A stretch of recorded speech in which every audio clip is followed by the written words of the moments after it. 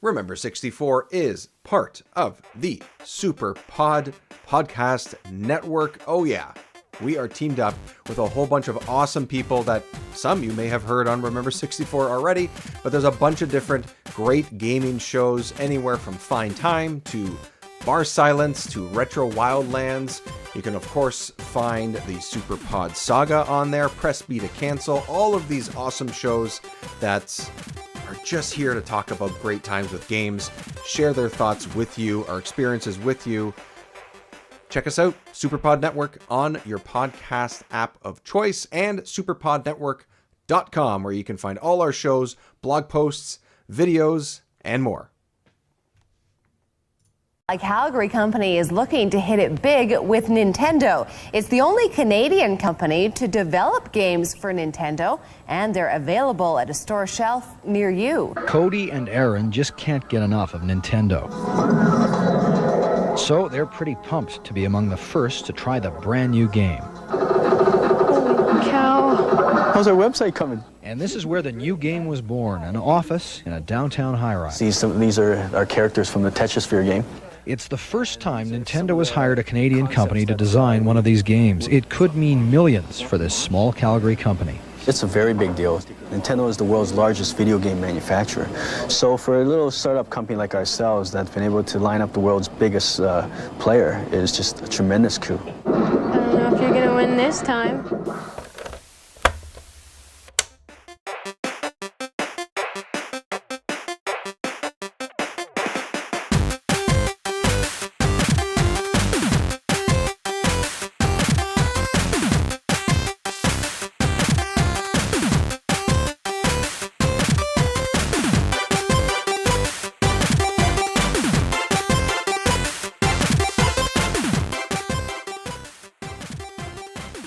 Welcome to Remember 64, where this week we break blocks in a whole new way.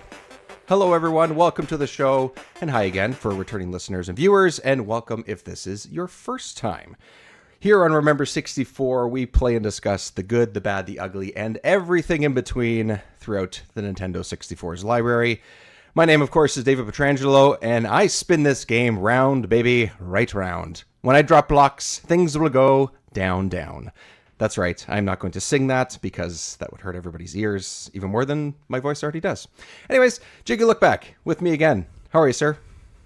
Like, do we have to say that every time? Like, with you again? Like, yeah, I'm here. I'm here all the time. Hey. I'm always here. Hey, life happens, man. Life happens. As everybody knows, life happens. I was gone for like 6-7 months. Hey, life happens. Oh, that's true. That's true. Oh, yeah. Remember when I wasn't, when we weren't doing this for a bit, Jiggy? Yeah, there was a time there. I forgot. I felt like we've been doing this for like ever. Like once a week, every week since the beginning of time. The beginning of our yes. time. There's Remember 64 time, and then there's the before time. That's pretty much it. Which is kind of like the pandemic, roughly. Anyways, how you doing, Jiggy? How's it going? How's things? Oh, I'm doing great. I'll be honest. I had no idea what I was doing with this game, but that's okay. Okay. All right. We'll get into it. Before we get into exactly what we're talking about, even though you probably saw it in the title as already, but this time we are joined by a couple of guests. This is very exciting. A unofficial sister, brother, cousin show. Flashback 64 is with us. We have both Gooey and McKenna here. Welcome to Remember 64. Hello. Thank you. Yeah, thank you for having us. I'll ask you guys as well. How's things? How you doing? Yeah, pretty good. We are, to be honest, we're moving soon, so we're kind of just like we have that sort of like, at least I do. I have sort of that pre-moving anxiety where like everything's fine, but I'm the type of person that's like, what if everything goes wrong and it's horrible? And it's kind of in limbo, like it's sort of a weird state to be in kind of thing. Yeah, I hear you. We're packing stuff up, but I'm leaving out the N64 and the CRT because I'm like, we got business to take care of. You got some Tetris to play. What a great game to play as you're packing up stuff. Actually, it's perfect. Yeah. You get some practice in. Yeah, we are. It really is. Yeah. Yeah, it's a good little pick up and play kind of thing. I think you can do that with a lot of the styles of games here, but. Yeah, like I said, you may have seen it, or if you're watching, you have the little title beside us right here. We are playing and talking about Tetrisphere this week. Tetrisphere is a new 3D version of Tetris-ish. We'll get into all the details of that. But before we do, really quickly, let's talk a little bit about Flashback 64. If anyone has not heard or found you guys out there, we're sort of covering similar things, but you guys do it in a lot different way. It's not, we're just going through titles and titles, but you guys do a lot of in between sort of types of episodes and a lot of great guests and stuff. Let's chat a little bit about that. Yeah. First of all, thank you again for having us on, and thank you for accepting us, because when we started, I did the thing where I was like, I Googled like, okay, there's nothing called Flashback, like I guess there's like Atari Flashback 64 gotcha thing, but I was like, okay, we're not. And then like right after we launched, I discovered your podcast, and it was like, we're similarly named, similar topics, and I was like, oh no, I hope I'm not cramping this guy's style. What have we done? But you basically were like instantly really nice to us, and it's been really cool to know you. So I just wanted to say thank you. I'm glad I could publicly on the record. Thank you. Happy to be able to be chatting and stuff. No need to thank me. It's just good times. That's it. Just good times. Oh no, we're gonna. He's Canadian. No. I'm Canadian. I'm just. What can I say? Well, those guys are getting serious now. Yeah, that's right. That's right. In the last couple months, we've turned the page. Yeah. But we cover similar things. So we cover the Nintendo 64 library as well.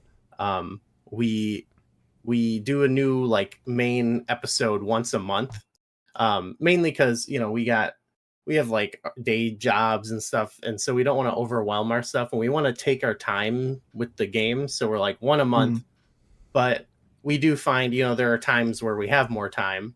And so in the intervening weeks, we still, podcast and stuff, and we try to, touch upon other things from the time period. We're traveling chronologically through the library. So we're like, what else was going on in 1996? We're in 1997 right now. So we talk about what are some things we've done? Movies, shows, games on other consoles. Yeah, and we also will take the opportunity, like we've done episodes on older Mario games and Kirby and stuff. We're kind of filling in, some of the backstory of these. I was just gonna. The backstory is the first word that came to mind too when you're about to say that. Yeah, the backstory. Yeah. It like that time of gaming and media and stuff is right in the heart of a lot of people in our generation. Grew up in the late 90s and early 2000s of it being like, that's like seminal years of all that. So filling in those gaps and that backstory, like you said, is fun. I mean, like, it's just cool to be going that far back and kind of comparing notes and things with what's on the 64 and what's not. Like, it's all related, I find. Yeah. We're trying to do that too. Like, play some of the, PlayStation games that we've covered Tomb Raider and, we're trying to hit on like stuff like that too, because I think we both grew up like as like Nintendo kids, and so we're just trying to like fill in the blind spots and explore the wider culture and stuff. Nice. And do you guys have, I mean, are you like me where your story of getting an N64 as a kid or when you're a little bit older is not very exciting, or do you guys have like a story? How'd you guys get into it? Or was it when you were a kid? Was it later? Because everyone's got a different way of getting their console regardless of which one it is. For me, I got it. I got it when I was like 6 or 7. And I have gaming memories before that. Like I had an NES, and then I was so young that it was like that wasn't enough, like Super Mario Brothers 1 was like the perfect game. And then, but I don't remember like exactly, it was probably a Christmas gift or something like that. But I don't have that like, oh, I waited all night for Santa and that came down and I, screaming N64 kid. I just, it just like became part of my life. Yeah. It just happened. And I think McKenna's a little bit younger, so I feel like it was kind of one where you grew up? Yeah, we had one. We got it before I started having memories. So Yeah. I remember having it, but I don't remember getting it. Yeah. And yeah, I didn't play a ton on it as a kid. So I was like, 5 years old. Hard to wrap And your head mostly around. Mario Kart. Yeah, hard to wrap your head around some of the games because it's just Yeah. you just kind of Anything can't at that more time. complex than Mario Kart, like I think I was just running around in the game. Yeah, I think that was probably me with.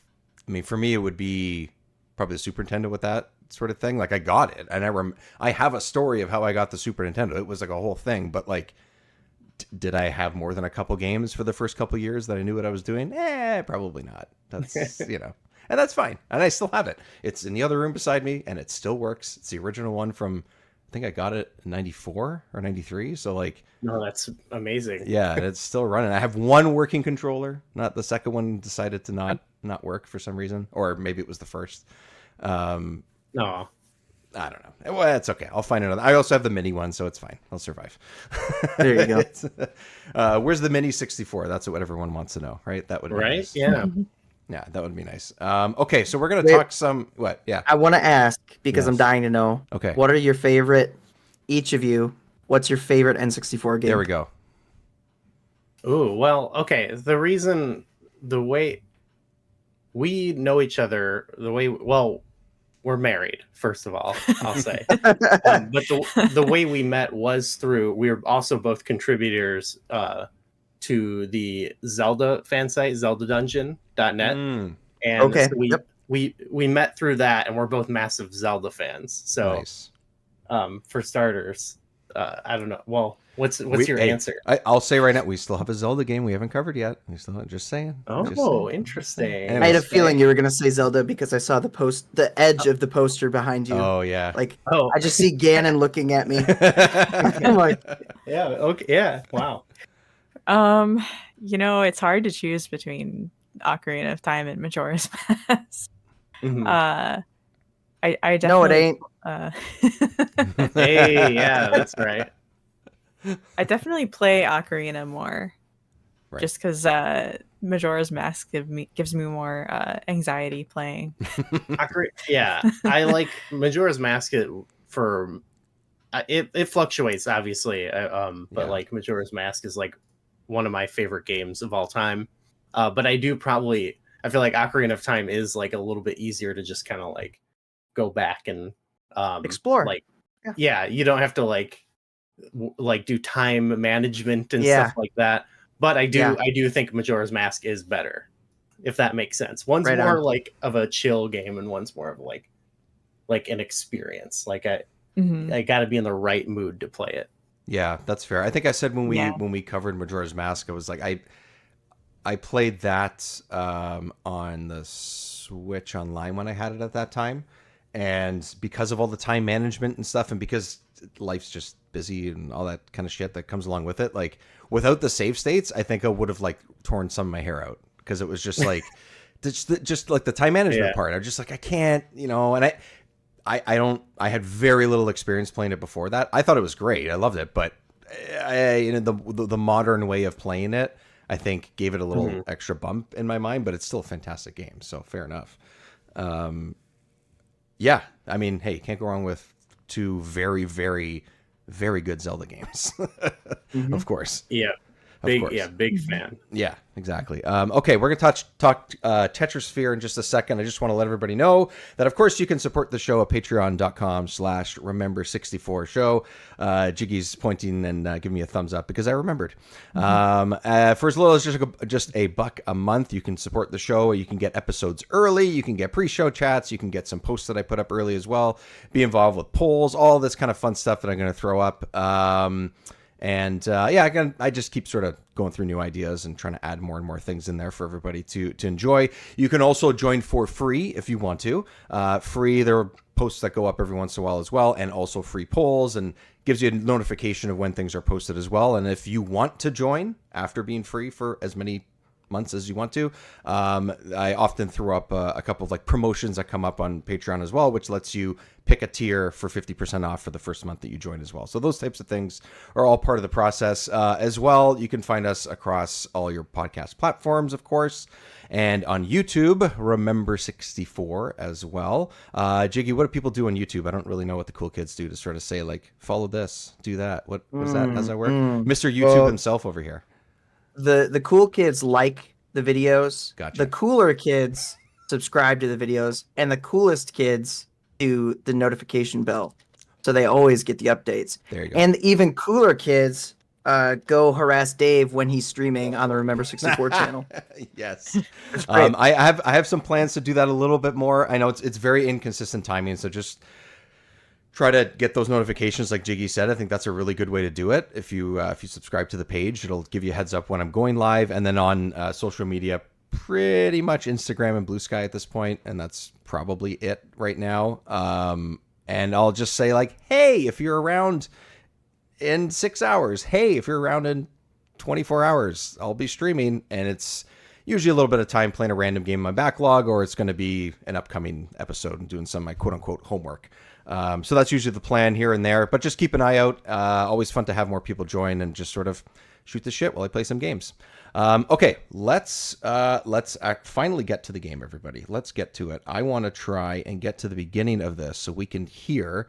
Tell me if you guys can hear this. I want to listen to the opening of this game because this music is banging. It's fire. Oh yeah. It's a vibe. When it, oh,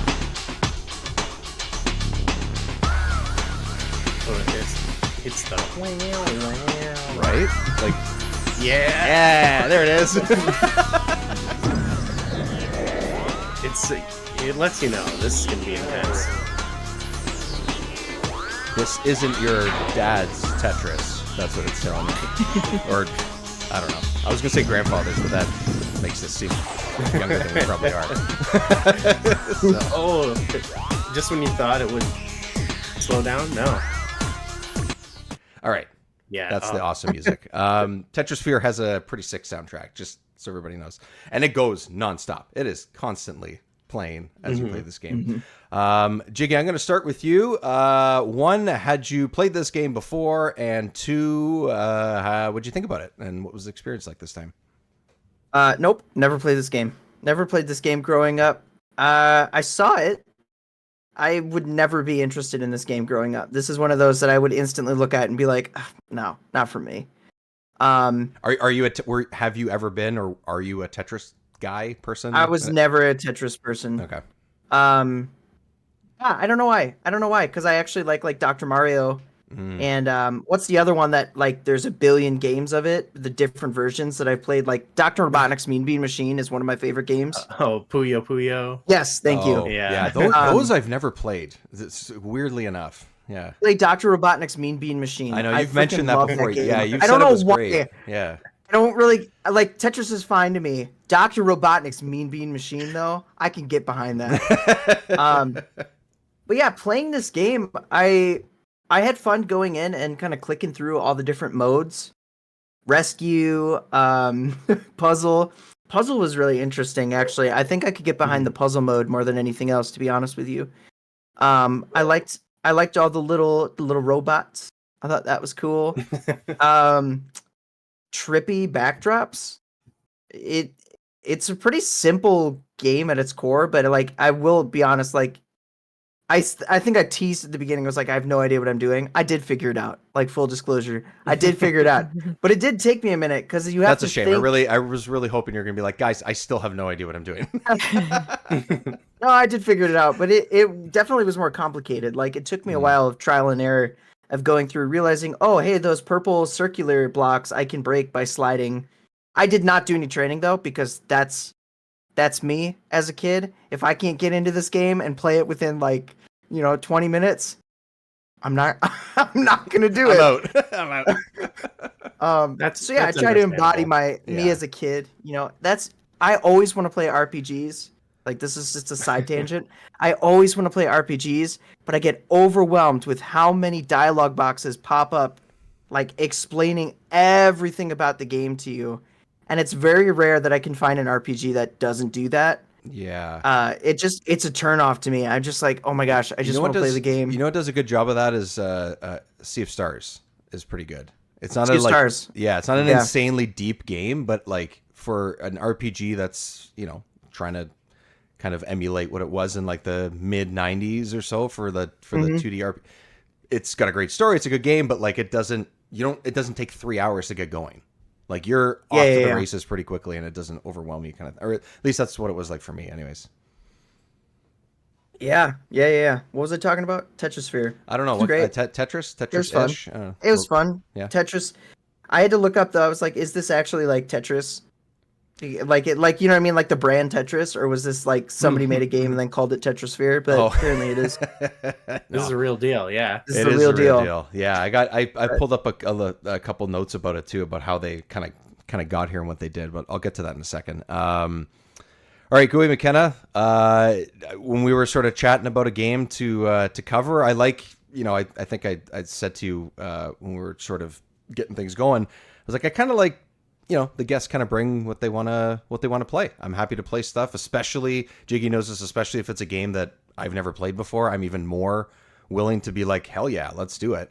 And then you said Tetrisphere, so for both of you, why this game? I mean, like Tetris is like, to me, Tetris is like almost like this perfect puzzle game that is like ageless, but it is, yeah. You know, I feel like that's maybe not, and it's not crazy to say, but like why this game? Why specifically this game? The actual reason was, like, I was looking at, you know, like all the games you covered, and you know, I also wanted to, just because I have the same sort of thing with our show, is like getting people who want to talk about like the games that aren't Banjo-Kazooie, Perfect Dark, Ocarina of Time, you know? Yeah. So I was like, okay, maybe I want to help Dave out and like maybe pick one that's like not the most immediate one. Yep. So I was looking at our games we've covered and like what are our favorites, and like weighed that versus like, well, how popular is it? So I was like, this was like our favorite game that we've covered that's not like one of the, you know, classic ones people talk about. Yeah, like the typical choice sort of thing. Yeah. So but we do, like, that being said, like we've covered like 30 something games, and this is probably in like our top 10. Nice. But like I said, we haven't played like even some of the classics. So, but I mean, yeah, we both like love this game, but we hadn't played it until we covered it on the show. Yeah. Oh, it was the first time you played it. That was I said this. So on our show, I told the story. I witnessed it once. I have a very vague memory of my band.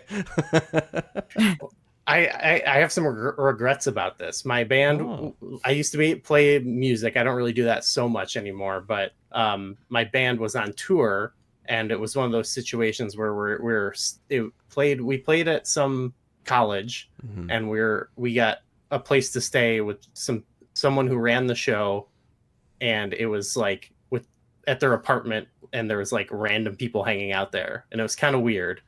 And they were playing both Robotron 64. And that's been brought up so much recently on this show. Yeah, that's crazy. That's so funny.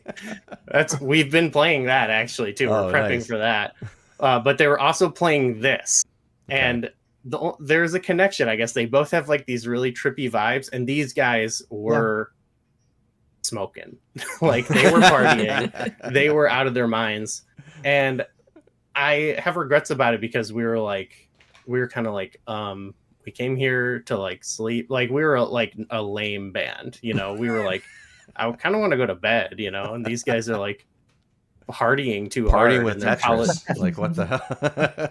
So I didn't play it. I was just like, screw this game, this stupid game or whatever.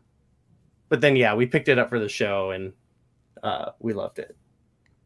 Well, yeah, what was your we were just refreshing, but you know, what was your? Yeah, I just played it for like an hour right before. It's Tetris on a sphere. It's like it's super vibey. Yeah.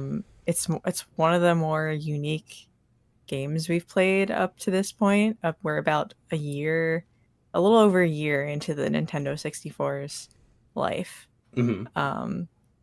So it's it's definitely a standout. It sets itself apart, even though it's drawing from another game. Mm-hmm. Like the most classic game you could probably think of, almost. It's like Tetris's weird cousin. Yes. Yeah. Mm-hmm. That's true. Definitely to what you said, like Tetris, we both love Tetris as well. And it's like it is this perfect game. And this game, obviously, I don't know if I would say it holds a candle to Tetris at all, but I feel like it's distinct enough. Mm-hmm. You know what I mean? That it's like I almost don't need to compare them, but I guess I can because it gives me, we were talking about like playing it like right now when we're like moving and stuff. It is a really good like de-stressor kind of game for me. Mm-hmm. Like I get a similar Tetris-y feeling where it's like at some points you kind of like just get into the zone, like the Tetris zone, or in this case the Tetrisphere, and you kind of just the zone can be a sphere. It doesn't have to be, it can be whatever shape it wants, really. Like exactly, yeah. I don't know that this was a game that I would have like said like, nah, I'm not interested kind of thing, but I just wasn't playing games like this at that time. Mm-hmm. Like I'm pretty sure I got my 64 for my birthday in 97. So it was around spring of 97 was probably when I got it. So that's like just before this game came out, and I just got the typical stuff, which, most people do. And I usually grew up with the typical games that you would think of for the 64. But the older I get, or the more sophisticated, I like to say, I get, different types of puzzle games or different types of iterations of other series or franchises or something. I love that stuff. And that's what this is, right? I had a great time. I played this way more than I thought I was going to. Like, and you just said, like, there's a zone that you get into. And I don't think it's the music. I mean, I like it. I don't think it's the music. I don't think it's the trippy backgrounds. Maybe it's contributing. It's like a subconscious thing. It helps. It probably helps. Yeah, it's kind of like, I don't know if you guys have anyone's played Balatro in the last year. Only a select few people have not, I think, at this point. But that has a similar, like, funky music and backgrounds, and like why you're just like kind of playing cards in a way. But I think it adds to the experience, and this is kind of has that vibe as well. It was great. I played this almost exclusively on my Steam Deck, so it was just the opportunity I had during the last couple weeks of it. So I was actually playing this a lot on the train back and forth to work, and 45 minutes on the train just flew right by. It was great. So I did that for like multiple days, like over, like to and from. I'm like, all right, I'm playing Tetris. All right, I'm playing Tetris. Like that was just what I did. And I, one of the things that kept me going, and like, this isn't really, the game itself didn't necessarily do this, but I'm not really like an achievement hunter person or trophy hunter guy. I've never really been like that person, but I have, and I've talked about this before. I signed up for Retro Achievements, which is basically a community that gets together and creates achievements for retro games. Oh, and you attach it to your ROMs and like your retro arch and things like that. And that's what this plays off of on your Steam Deck. So there's a whole bunch of achievements attached to this, being like, oh, you don't, quote unquote, die at all when you do 10 levels in a row of stage 1, of stage 2, of stage. So it kind of kept me going more and more. And like, I wanted to finish those 10 stages in a run, as opposed to, I'm just going to play one and put it down. Like I was like focused and like, I gotta get this shit done. So like, it was fun. It was a cool way to experience a game that I never played before. I personally don't know if it's Tetris. I think the shapes are just Tetris. Some of them are like, I don't know. They had to make it work for this game. So they're like, we got to create some new shapes here. Yeah, like I get it. You're stacking and getting rid of things, and that sort of verticality that Tetris has, that necessary verticality. Like it's there, but I don't know. Tetris to me just doesn't. It's you have to see things fall, and I don't know. It's still Tetris. I get it, but it doesn't quite feel like that's why when you guys are talking about it and saying like, oh, this is like their weird cousin. That's what it feels like. It's exactly what it feels like. Because it's the personality of it is there, the ideas of it are there, but I suck at like original Tetris. Like I'm just bad at it. I like it. I think it's genius. But man, you get me to like, I don't know, the double digit levels or something on like the original one. Pfft, that's it. I'm screwed. I'm losing for sure. Like I don't know what it is. Like I know what I need to do. I know how to do it. I just can't execute. In this game, I can fucking execute, and it was fun. Because I think it was actually good. It at is this. not as demanding. Yeah. Maybe that's what it is. Like, yeah. There's a couple weird strategies. Like we had a similar thing when we first started playing, where like, especially there's like puzzle mode. Yeah, so there's multiple modes as well. Yeah. And there's certain puzzles that require you to do like very specific strategic techniques that are a bit more complicated. Not too much once you actually learn them, but unless you do the training mode or like read the manual, it's a little, even the manual doesn't fully cover that stuff. No, they do like a little explanation at the beginning of some of the modes that tell you like, oh, do this. And mostly it's clear, but sometimes I was like, wait, what do you mean? Like, I don't, that doesn't quite make sense to me. But I think that part of the game is interesting though. I like how it's not just here's a sphere, try and clear the blocks, and that's it. Like at least they're trying to do something with it. I appreciated that. So, what was both of you mentioned the puzzle mode? Is that the one where it's like it'll give you like a challenge. It'll pop like three blocks up, and you want to get rid of them, and you have to figure out within a certain amount of moves. It'll tell you like, oh, you have 2 slides and a drop. Right. You got to figure out how to get rid of all 3 pieces within those parameters. I like that. It's very I creative. really like that. It's giving me a vibe of. Have you ever played the game Echo Chrome? No. It's like a very cool perspective. Like you'll get like a scene with like a little guy walking right up like a ramp or something, and you would like shift your perspective, and then you could make the ramp like connect to another block that's like out of range. It's a very interesting concept of the game. I see. Go look up Echochrome. I love that game. But the puzzle, like that puzzle mode, like that's the same kind of feel I get. I'm like, I just love being creative and like solving these in within parameters. I like the normal moves. Yeah, have to do it within, like the normal single player mode. I wasn't like huge on. I was like, okay, it's the base game, right? Yeah. I could see that if you were playing multiplayer and like going against each other or something, like that would be a lot more fun. Which is essentially but I like the hide and seek one is kind of like the base mode where it's like you just have to, the first person, if you did it in versus or if you're playing single player, you just have to clear enough space to get to the center of it, and then like one of the little sphere buddies. It's pretty good. I mean that's fine, but it's kind of interesting that even that is like the base. Like that's already different from Tetris in itself, which is kind of cool. I don't know. I found it anyway. Most of the modes too, other than puzzle, are like built around it's just kind of doing that, getting to the center. Yeah. But they just come up with a different, like there's the one mode where they're like, you have to find the picture, but it's like really just get to the center. But I appreciate them trying to like do different things with it, even if it's kind of similar. Yeah. Use the drills and get to the bottom. The drill thing. Yeah. The one I played the most that like I said, it was playing, kept going, wanted to get 10 at a time, or there was one where I had to do 30 stages in a row without failing, and I managed to do that. Yeah. I kept playing this game. I don't know what the hell was wrong with me. I kept playing this game. Nothing's wrong with you. It's a good game. I think it's genuinely a good game. The one I kept coming back to was the one that gave you a different one every time, or potentially it was 2 in a row that you'd get the same, but like you do the rescue one, and then you do the block one, and then you do the tower one. Or whatever. So like that's the one that kind of kept me, because at least like by that point I knew what all the stages were, but at least I was doing something different technically every few minutes. So at least it was a little bit more interesting that way. It kind of refreshed it. But you're right. It does you are kind of doing the same thing every time.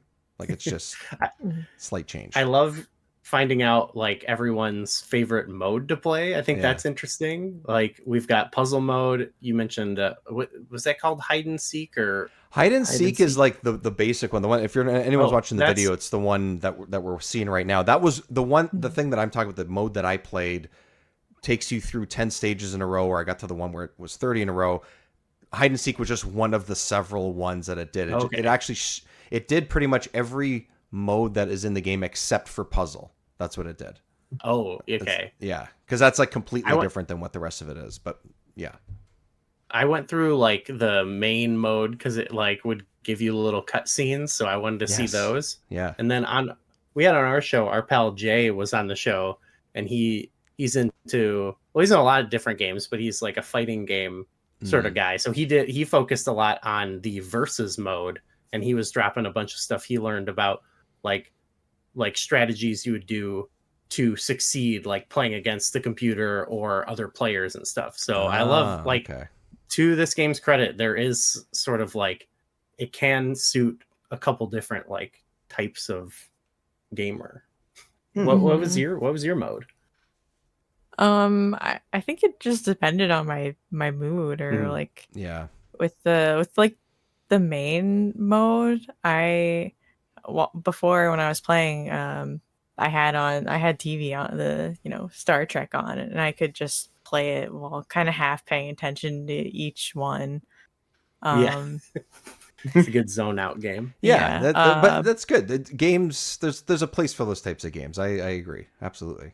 Yeah, but if I want to just like think, then the puzzle mode I really like. Plus that helps you like learn how to play. Yeah, I really for sure. That's true. It's funny. All three of you have mentioned the puzzle mode. Those types of modes just don't work for me in general, not just in this game specifically. I want to be able to sort of create the combinations. Like I find it very rewarding in this game, where it's not even just like, because one of the sort of mechanics of it is if you connect a bunch of blocks together, and I think it's 20 is the minimum. Maybe it's like 10 or 15. I think it's 20. If you clear 20 blocks, regardless, like whatever shape you've connected, you get an item that you can use, like a bomb or a magnet or something that clears even more space for you, and then you can kind of go from there. Regardless of how many I cleared, I love like, okay, here's like the stage starts. Here's 3 connected to each other. Oh, I'm gonna turn that 3 into 30. And I kind of it's really satisfying. And the game has a couple of like audio cues that kind of tell you like these little like swish noises and things like that are just like, oh, you've cleared, you've gotten to the bottom, or you've cleared a significant spot or something. And I'm just like, ooh, it's just enough to be said. Like it's really good sound and game design. And like, I don't know, those little things are why I just kept playing this fucking game, man. Like, I don't know. And the puzzle one is very interesting. Like I understand why, for the three of you and for any puzzle game that has that mode or that type of mode in it, why it works and why it's fun. They just have never been ones that I want to keep going back to, because I actually find those to be the most stressful, which is maybe why I stay. No, I kind of am with you there. Like I like puzzle games and I like the puzzle mode and everything, but it's similar to what I was saying, like when we were talking about Majora's Mask, where it's like I kind of got to be in the mood to do that, to like, because you kind of do have to sit there and like just look at it and think, and I think I get such a like dopamine rush out of just like playing the normal mode that that's sort of like the comfort food for it, so I got to be in the right mindset to do that puzzle mode, because it does hurt your brain a little bit sometimes. I have to think enough at work and at life. I don't know if I need to. Like, it reminds me of like mobile games I would play. I would get like the wood blocks or whatever and like swipe through it. I get the same feeling. I like those type of games though. Those are the games that I would just play. Like if I had this on a Steam Deck, I feel like I would actually like this game more than actually sitting down and playing it on 64. Having a handheld option would be cool. Yeah, it is. It's a very, like I said, like I think pretty much all 4 of us have kind of said, is that you can pick up and play this. Like you don't have to go and sit here and play this for several hours. It doesn't need to be that kind of game. I don't think Tetris really is anyways, or at least not anymore. Maybe at the time because it was so, revolutionary and whatever. But like when I was playing it, I was stuck on the train for 45 minutes. So yeah, I'm going to play it for as long as I possibly can and then run to the door so I don't miss my stop.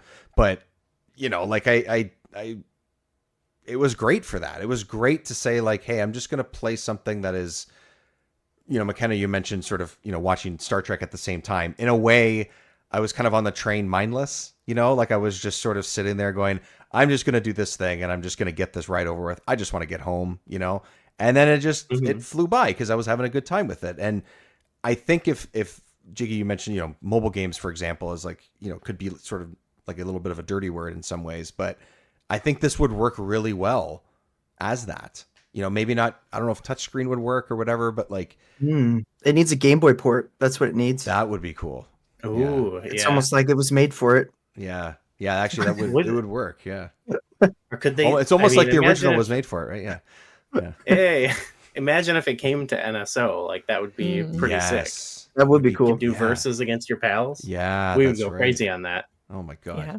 I would think it was so good until they played someone else. Like, that's the problem with that. And you're like, oh no. That's my issue with something like this. I'm good at this game. I'm actually good compared to the original. Nope, I suck. No. It's usually how it works. I have gotten some friends recently to play it. Like we've had friends visit. Like friend Ramona visited, and then our friends Rand and Cal visited, and most recently I like to both times our friends came, I was like, here, let's play this together. We're going on a podcast about it. Like, I want to play some more verses with people. Nice. And Cal specifically, we played a couple rounds, and I was like, cool, yeah, that was cool. And then whatever, we had lunch or something, and he was like, yeah, so can we put Tetrisphere? Can we play some more Tetrisphere? Yes. And I'm like, yeah, let's do it, man. That's awesome. Yeah, that's great. So this is like the games somebody walks in your house, and you're like, Tetrisphere? Yeah. I think really, sure? I do want to kind of convince anyone who comes over, to try it at least. I think it's kind of cool because what's interesting is if you say like, hey, let's play Tetris together. It's like, it's not this, but it's almost like saying, well, let's play solitaire together. Like, what do you mean? Like, that's not solitaire is like literally a solitary experience. That's part of what that game is. You're playing cards solo. Tetris, I think the average person would be like, well, that's just, a solo game on your handheld Game Boy, whatever it is that you had your experience with. This has more, it's deeper than that. It's got more to it. They're trying to do more.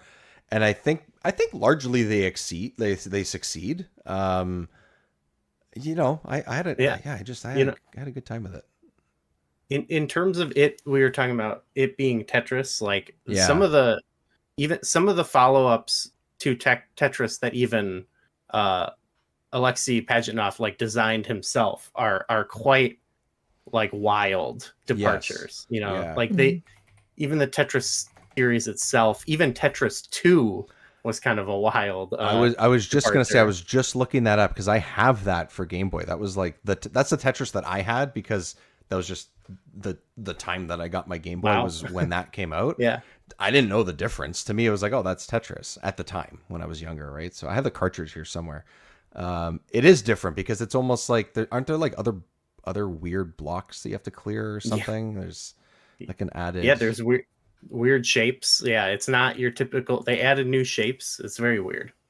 But even Pajitnov himself attempted a 3D Tetris, and if anyone has Tetris Forever, you can go in there and experience a lot of these old Tetris games. But Weltris, I think that was that was the first attempt at a 3D Tetris, and I would say that this game I think it's like I think maybe the best attempt at making a 3D Tetris like game. And Weltris is an interesting game, but I don't think it's like. I think it's harder to wrap your head around. Yeah, because like Tetris is just like you can play it immediately. Like there's you're not doing like a ton of mental gymnastics to figure it out. Yeah, that's the charm of Tetris. Speak for yourself. Speak for Oh yeah, I just go as fast as possible. Just go, and just hope my brain can figure it out as it goes. Spin it right and left. What the heck? Yeah. Oh, so that's another thing too. Like, you know, talking about sort of how this could be like the most successful sort of spin-off almost of Tetris is, you know, they do different things. You can shift the blocks around and the shapes around, and the only thing is, unless I missed something, and I didn't look at the manual, I just sort of just played it and stuff, you can't flip any of them, right? Like they're in fixed positions. No. Yeah. So that's why there's got to be L this way or line this way, line this way. Yeah. It's like, oh, okay. Yeah, exactly. You know, there's a handful of shapes. I think these are all the basic ones. I don't think that there's any like added funky ones or whatever. I think these ones are there's all like there's like the randomizer one. I got a little frustrated with that one sometimes. Oh, I would always just a wild card. Yeah. Yeah, it would just like cycle through all the different shapes. Oh, no, but you know what that is? That's the one that gives you whatever shape you want. So you just click on whatever shape. Yeah, but you gotta wait. No, you don't. I thought you did too. You don't have to. Wait, what? Yeah. Whoa. No, yeah, you don't have to wait. It's just a little circle, right? Like the reticle, instead of the reticle being the shape of the actual block itself, it's just a circle and then it cycles in the bottom left corner. You can, unless I was just being lucky every single time I did it. But I think what could screw you up is that it doesn't like do the highlight thing. That's right. Where you're like, oh, it's safe to drop here. Yeah. And so you can only go off of the audio cue, which is not ideal. Or just like you can maybe tell that there's a group. But yeah, I've when watching my friends like play it for the first time, like that was a thing that I could tell, like, okay, this isn't like they could have done a little bit more to like make it clear how this works to people, like maybe highlight the blocks or, you know, whatever. Yeah, I thought it was the exact same thing, Jiggy. When I was playing it the first couple of times, I was like, oh, I have to like, this is like all of a sudden I'm doing like a timing based like skill thing here. This is weird. Right. Right. But no, it basically is like a wild card. You can kind of just put it on whatever shape you want. Now I want to go back because I swear I just sat there and waited for the shape I needed, and then which isn't as fun, especially because you are kind of on a timer with every stage. Yeah, I want to go fast. Gotta go fast. Yeah, gotta go fast. Must go faster. It's like, yeah. When it does start to get close to the screen, it's like, oh my gosh, it's panic mode. Yeah, Fanny's like, no, stop going closer. No, I got this. I swear I got this. Yeah. Oh man. So that's the thing is there's no like actual, I mean, there is technically a clock. There's like a stopwatch almost in the bottom right corner. And, you know, it looks like one of those chocolate, oranges, like little, no, not the chocolate oranges. Those open more. I think they were at Disney. They had like little candies inside. They're not Kinder Joys. They're not the eggs, but they're like little chocolate balls. Oh, it looks exactly like that. And they would split open like this, and they'd have like little like pocket watch to me. Timon and Pumbaa. Yeah, it does look like a pocket watch. Yeah, that's what it looked like. So that sort of counts down, but there's no actual numbers. There's like some audio cues and stuff to tell you, and then like you just said, the anxiety of the camera zooming in, the closer it gets, it's like it's such a kick in the pants too, because it's like you can see less. So I'm like, well, I'm getting less done now. No, stop getting close. So as the timer starts going down and down, if you don't do enough combinations, the timer hits a certain point where you just need to get something done. Otherwise, it's, you know, your game over, or you lose like one of your 3 hearts. You have 3 lives, which is also something that's different. Yeah.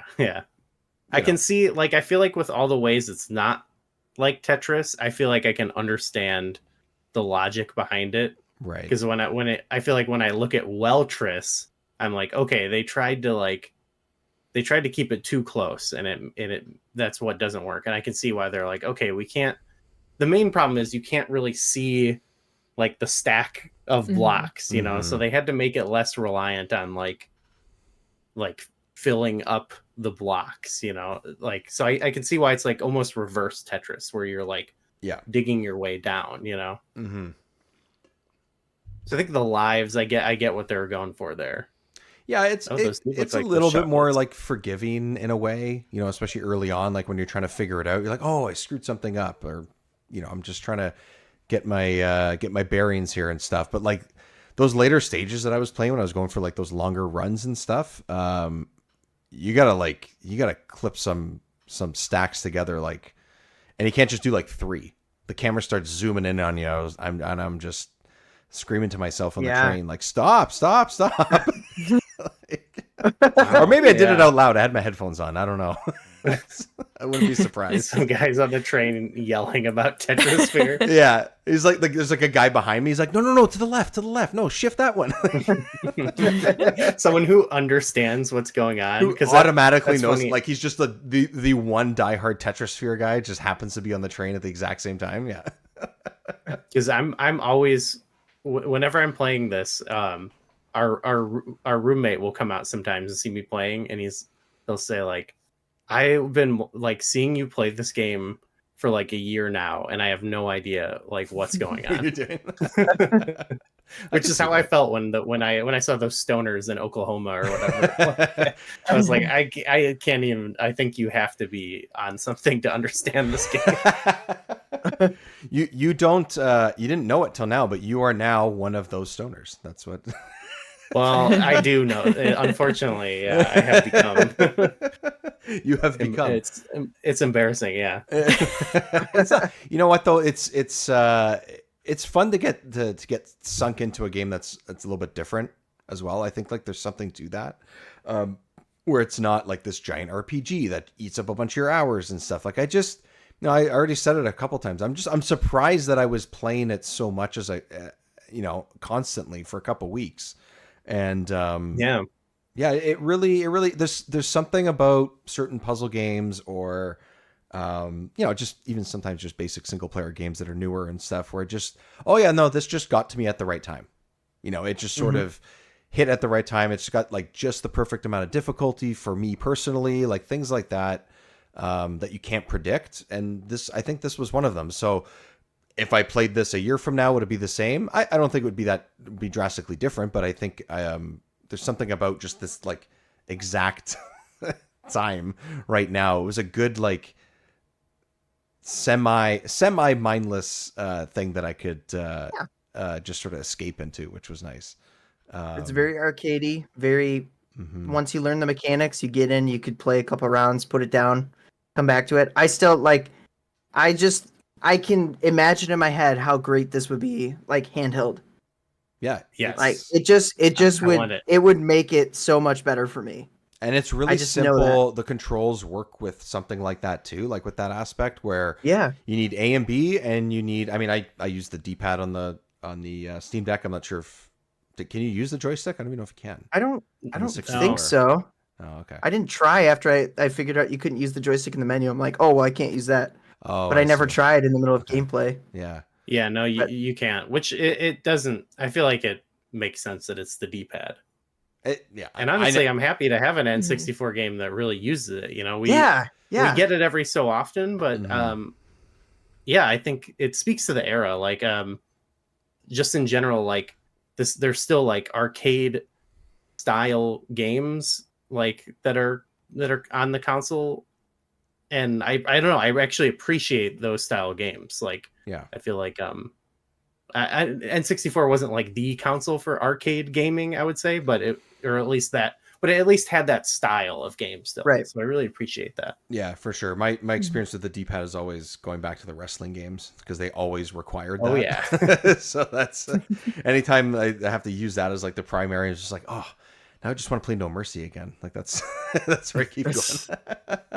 I had to. Absolutely. I wrote down.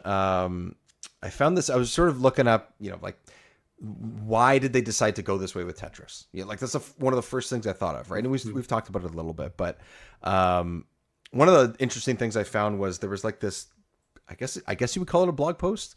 A blog post from what's the name here? Christopher. Oh shit! I lost it. I'm organized. Christopher Bretz, who was the graphic artist on the game. Oh yes, he's on Blue Sky. Is he? He's a good there we go. I gotta find him then. So this guy, so in this he says that the original development of this began in 95, and the whole thing was this was not going to be Tetris, and he related to it at all. until Nintendo came in and said, well, Tetris basically saved us in a lot of ways, or like that's why Game Boy was so successful. The whole history of all that is pretty well known. And then they switched it over to this. That this is sort of, they made all the shapes more Tetris-like, whereas before it was going to be sort of moving blocks around on a sphere. Like that was the idea, was a similar type of thing. Interesting. Yeah, and it was called, for some reason it's hard for me to say, Fear, but Phear. So like just take away the Sphere, but Fear. Yeah, so and it was supposed to be some like sick. like so tubular, man, like so cool. It sounds like such a 90s type name to come Fear up with a PH. PH Fear. Yeah, like they always said fat with a PH. Yeah, I'm not fat, I'm Same PH thing. fat. Yeah. And it was supposed to be a title for the Atari Jaguar. That's what it was originally developed for. Yeah. On the initial thing. So yeah.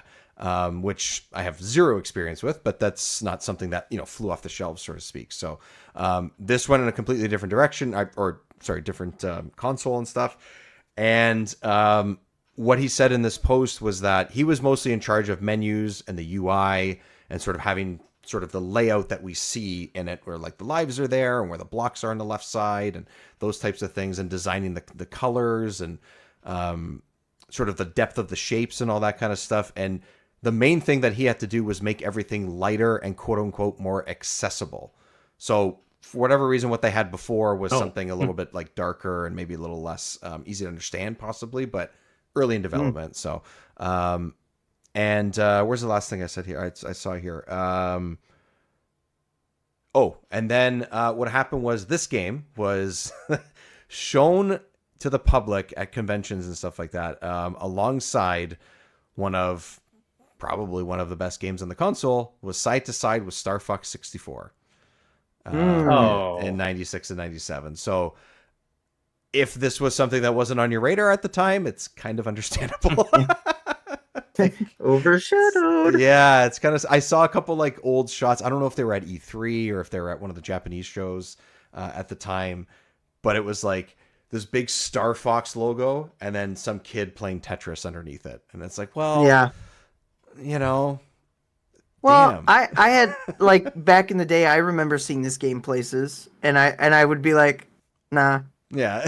Like I was not interested in it at all. But I do like that there's little googly-eyed robots. That's cool. I support googly-eyed robots. Yeah. That was a Nintendo note, I bet, right? Yes, like make the robots cuter. Yeah. So one of the other things Give them eyes. One of the other things this guy said, the Brett's guy said, was that that part of the lighter aspect of it is to create not mascots. I don't think that's the word that he used, but find a way to make these like small cutscenes to give it more personality, and that's one of the things they created. So there's like these there's like 6 different little sphere dudes that have different designs, and I don't know, is there like a story there? I don't know what's going on, but like, they're playing the hide and scenes seek. don't really make sense. And the one thing that I thought was pretty good was that this sounded like a surprising number to me, but maybe it's just because this game was never really on my radar growing up, but it sold 430,000 copies. That's a lot. That's quite a bit. For just like when this, you said, puzzle Tetris game that was probably overshadowed by a lot of massive titles in 1997. When you say that, though, I was thinking like we're moving chronologically, and one thing that comes up a lot was just at the time, like there weren't a lot of games coming out for the N64. Right. N64 does not have games, so like there probably was not a ton else coming out. Like we paired this with what game we paired it with Dark Rift, which was this really generic kind of cruddy fighting game. That's a fighting game. Yeah. There was not much else, like there were some big games around it, but I could see like this. I didn't do this, but this would be the perfect like. Not much. This is one of those like rental games to me, where it's like you can pick this up and bust through it in a weekend or something. Yeah. But I'm surprised it sold that much though. But yeah, so when I look at like Star Fox and Mario Kart, yeah. So it's between March and let's say September, which is the sort of, it came out in August of that year. March has Doom 64, has Hexen, which, if you played Hexen on the PC before that, maybe that was something on your radar. Star Fox, Dark Rift, Tetrisphere, GoldenEye, and then Clay Fighter. So like, I could see it being lost in the shuffle, but over 400,000 is not nothing. So, until that period of time, you're right. There really was, Mario Kart and Super Mario and Pilot Wings and Wave Race, but like everyone would have had those. So what else do you add to your list a year later? Like that's kind of it, right? This is basically almost exactly a year after it came out, at least in North America. So what else are you going to play? Like it's gotta be something. I feel like probably our age. What else you gonna play? My guess is like our age people. It's like I don't know about you guys, but it would be like I get like a game on my birthday maybe, and a game for Christmas. I didn't have a ton of N64 games, so obviously this might not be the first choice. But yeah, maybe if you're like someone like a little bit older with more like income and you're more active in buying new games, like I could see this would be an easy pickup, I think. Yeah. Like I was, it was 97 was GoldenEye, Star Fox, and Diddy Kong. Like that's what 97 was to me. What else do you need? And that's exactly to the point, right? Like what else do you need? I think like that's pretty much what the console needed and was. So, I think this is. I think this. Whoever brought it up before, bringing this to NSO would be awesome. I think this is that's a really good place for it for a lot of reasons. It's always nice to have something that was like. It's still, again, regardless of whatever sales we're talking about here, I feel like it's still probably a relative unknown, a game like this. So having more people be able to play it is great. That's what it should be, I think. Expose it to more people and do something a little bit different. It's not just Tetris. That's not all you're getting here. Fear. It's fear. It's fear. Fear the blocks. Yeah. Fear the Tetris. NSO it would be good for it because you could just try it. You know what I mean? Like, just give it a shot. Give it a shot, and maybe you'll be like me, and 2 hours later, like, oh shit, I gotta go to bed. I don't know. My heart tells me we're gonna get this before we ever get Diddy Kong Racing. So, oh my God. Or Donkey Kong 64. Right? Jesus, like I don't get it.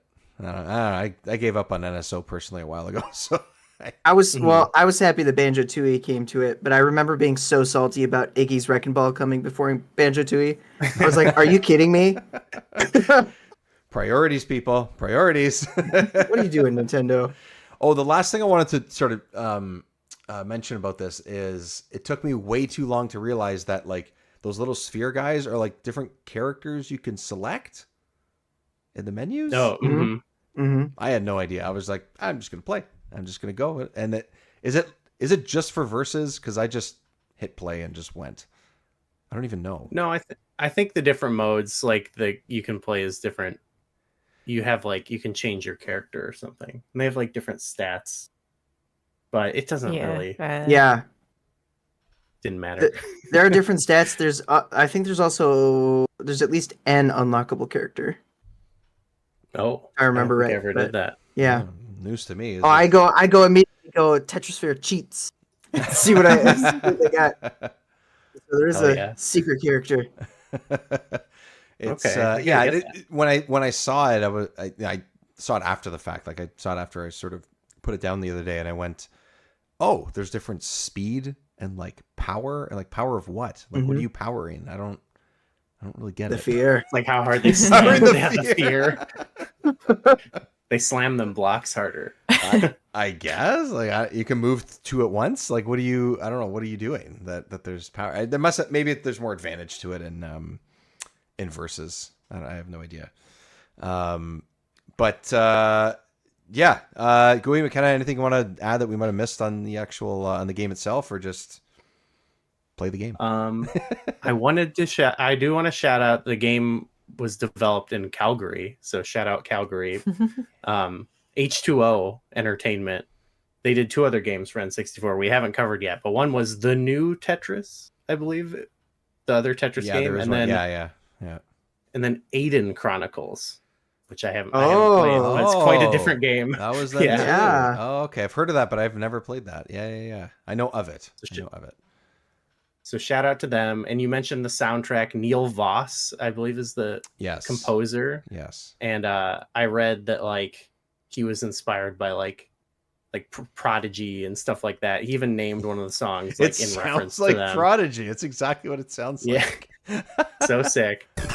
And honestly, oh yeah, I have very strong feelings about it now, because we like will sometimes drive around and like, well, we don't just drive around, but when we're driving around, we'll listen to soundtracks of games we're covering to like just listen to them. Yeah. And we were doing that on around the time, it was February last year and we were on a trip where we got engaged. And so now I sort of and we listened to this it wasn't the only thing we listened to, but we listened to it quite a few times, and so now I associate it with that part of our life. That's awesome.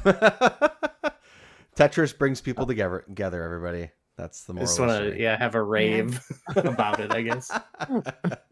But no, I love you. Let's have a rave. Let's get in the Tetrisphere together. That's what I said. Is the ring a sphere, like with different colors on it? I wish I'd planned it out that much. If only, right? You could do it again. It'd be fun. Just I go into the game, I hack the game, and instead of the robot in the middle, it's the ring. It's the ring. Wow, that would be extra. But is it a puzzle level? Does she have to get through multiple puzzles? It's the last level too. You have to earn it. To earn it. No, she just gives up. She's like, I'm done. Did you really have to make me do this at 10 p.m.? Like, come on, really? No, you gotta do it. You gotta do it. I'm just sitting there like intently watching. Like, come on. Like, don't you? No, you needed to slide. I'm like backseating. Okay, what are you doing? No. Game over. It's like, well, I tried, I guess. maybe the next Tetris game. Yeah, maybe Weltris. Maybe when you get to Weltris. Yeah. Tetris. Or Tetris 2. Tetris. Tetris 2, yeah. Tetris 2. I have nothing else really about the game. McKenna, do you have any final thoughts?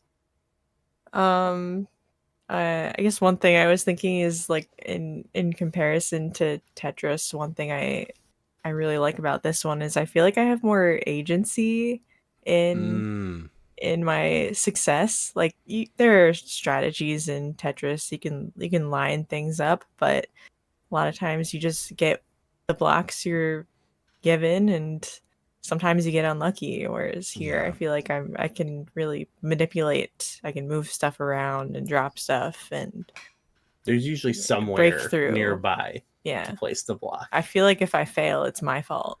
Yeah.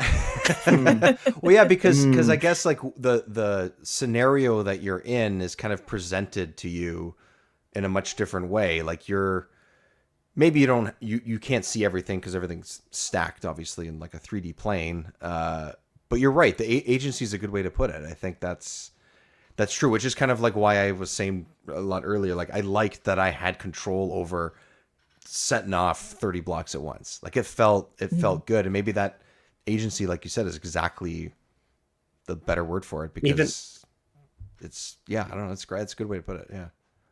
Even when you're setting up, like when we were playing versus, like you can be like, oh, we only want like 2 types of blocks to show up, or you can say like, let's get all the blocks. So right. It also just has a nice like sort of, you can make your own sort of difficulty curve to the game and stuff too. Mm-hmm. Yeah, it's a pretty accepting game in that way, I think. Like even single player, like you can start out with the early levels and kind of stick with that, or just sort of mess around with different things. I think it's got a pretty good difficulty curve as well. Like I think later on, as with a lot of puzzle games and stuff, things ramp up and you have to do better combinations and all those types of things. But like, I didn't really feel overwhelmed until I got much later.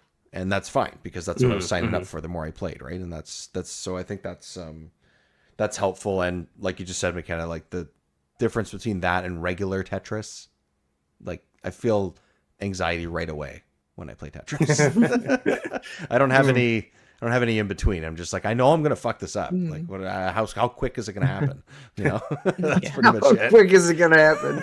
I swear, I don't know what it is, man. I don't know. I feel like I'm okay at puzzle games until I play the classic puzzle game, and it just beats me up. I don't know. I don't know what it is. Yeah, I don't know. Jiggy, what? Part of it might be. Oh, no, go ahead. Sorry. Tetris, like the end game is like it's trying to kill you the whole time, and it will eventually, unless even the best players in the world who do the playing with the controller upside down, they're gonna die eventually in the game. Is there like one person that like survive, quote unquote beat Tetris like sometime in the last like yeah. It was like a kid. Yeah. It was like a 13-year-old kid or something, and that was wild. That was a wild story. Yeah, that was like, recently. Like that was like within the last couple of years. Oh yeah, even that was around the time we were covering this, I think. Oh yeah, nice. Yeah. It was popping off then. Yeah, that was pretty cool. Yeah, but that's like the only small group of people are gonna ever do that. Yeah, here you get the satisfaction of like, oh, I beat it. Yeah, I was like, that's why I like Dr. Robotnik's Mean Bean Machine, because I can fight back, you know? Yeah. Yeah, it's that's perfect. This is a game that, you know, if there was renting sort of available right now, this is great for that.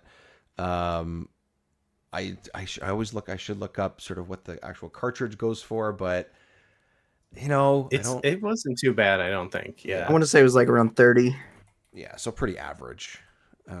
Yeah, it was a pretty average price. Yeah, let's see if I look it up just randomly. I say you can try it out on the using a different method that I don't. Yeah, definitely as all the legal methods would make it very easy to play it on the go, like I did. So you do that. Yes. Yeah, definitely do that.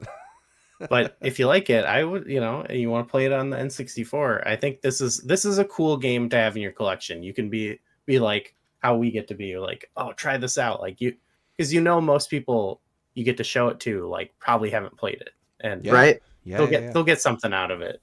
I think so. Yeah, like if you okay, so it goes for about, I'm seeing a range from 22 Canadian, at least 22 to 55, depending on wherever that eBay list is going at the moment. So that's and you're right, it's sort of like, it's Tetris, but it's still a unique title. So if you have it in your collection, it's kind of a different thing to have. It's not the typical games like I have on the shelf behind me or anything like that. Like it's something different, which is fun. I really liked it. I think people should check it out, regardless of what method. I think it's worth it, and I think you'll get a lot out of it, even just playing it solo. I wish I had some experience playing it versus like against someone, but hey, maybe one day I'll have the cartridge and I'll be able to like, actually play it with someone and stuff, because it's good. It's a solid time. Jiggy, I assume are you gonna go back in and try the reticle thing that you could? yeah, absolutely. I am. I think I'm gonna go back and play it a little bit more, just to experience it a little bit more and kind of dive in. Get a good feel for it, because I could see myself playing this a lot more. Mm-hmm. Again, I'm like, I do think, I'm going to say it again, I do think in handheld, this is something that I would like really play a lot. Like if this was on my Switch, I would totally be playing this constantly. Just pick it up and just pop in, play a few rounds, pop out. Like I could really see that being a lot of fun. Yeah, when you're playing like the earlier stages, you could definitely just like sit in bed and play it. Like it would actually, it's very easy to get to, 15 minutes, you play it, you get a couple things done, you feel accomplished, and you're like, okay, that was a good way to sort of end the day and brush things off, and that's it. And that's sometimes hard to find with some games, at least, especially games nowadays. But like, this is one of those games you could definitely do that with. Maybe we could get a Tetris Forever DLC. Oh, and they throw this in there. Maybe that's the only way it's going to happen. Yeah, maybe that's like the Who do we way gotta for it talk to happen. Yeah, we'll just pick up the, like I say on one of the other podcasts I do. You just pick up instead of talking to Mr. Hollywood, like we say, just pick up and talk to Mr. Video Game. They'll make it happen. I got the line. I got the red landline right here, just like the Batman phone. It's ready to go. We'll make it happen. Okay, Tetrisphere, check it out, everybody. Definitely a fun and different puzzle game. Even if you're really bad at Tetris, the originals, like I am, you'll get something out of this. So give it a shot. Flashback 64, where can everybody find it, guys? We're on Blue Sky, Flashback 64. And then, we're in all your podcast feeds and stuff. And we put our shows up on YouTube as well. Just Flashback 64. And we also on YouTube, we have some archives of like streams we do. We stream like every Monday, typically with our friends. Big feature of NSO we like is actually the ability to like play online and like pass the controller around. So we'll stream. We've streamed like N64 games with our friends, and we take turns and stuff. And it's got a real like old school pass the controller feel, but virtual. So we stream on Twitch. I think on there though we're Flashback 64 Pod, right? Yeah. Okay. So yeah, gotcha. Check that out. Nice, nice. Jiggy, keeping busy? Oh yeah, I'm keeping busy. We talked Majora's Mask at the beginning of this episode, and I just dropped a Mysteries of Majora's Mask video on my channel. So yeah, and I've been playing through Wind Waker every Friday. So I think this Friday is going to be the last Wind Waker stream, and then I'm done with Zelda for a while. I'm just gonna I doubled up. Now let's move on. And you've been sort of doing a couple PlayStation games and stuff, or like at least sort of dipping your toe in that pond. Oh yeah, I recently bought a PS1. I got like every single Crash Bandicoot game. Nice. I'm really excited. I just ordered Symphony of the Night. Oh man, yeah. So I'm looking forward to playing through that one. I'm going to do some stuff on that, and the original Resident Evil as well. I'm kind of like, I don't know why I'm in this like horror game kind of mood. I also just picked up on Steam Silent Hill 2, the remake. Oh, and I'm just like, man, I'm just so like in this mood. I want to play scary games, and it's it's March. I don't know. Whatever, let's do it. Scary games for scary times, I feel like. Exactly. There you go. Maybe those games are scary, or well, maybe those games are less scary than reality right now. So maybe that's what it is. Yeah. That's actually not a bad way to go through it. Yeah, I should do that. Tetris. Let's go kill some zombies or something. Yeah. Yeah. As I mentioned off the top, you can catch the show and support us on Patreon, patreon.com/remember64show as well. That is the same handle you can find on social media, mostly just Blue Sky and Instagram. Of course, subscribe and all those fun dealios on your podcast app and on YouTube. And tell your friends about us and Flashback 64. Why not? Get more 64 in your life, more gaming in your life. Let's do it.